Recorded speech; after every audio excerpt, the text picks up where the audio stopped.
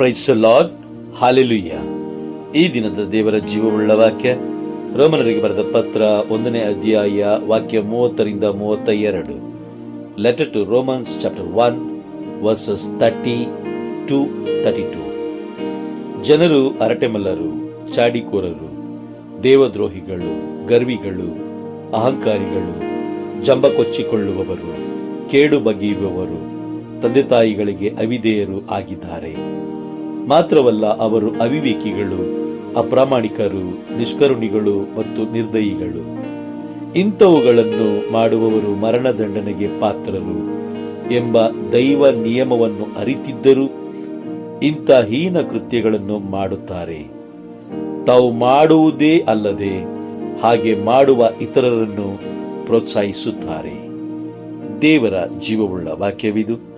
ದೇವರಿಗೆ ಕೃತಜ್ಞತೆ ಸಲ್ಲಲಿ. ಆಮೇನ್, ಆಮೇನ್, ಆಮೇನ್.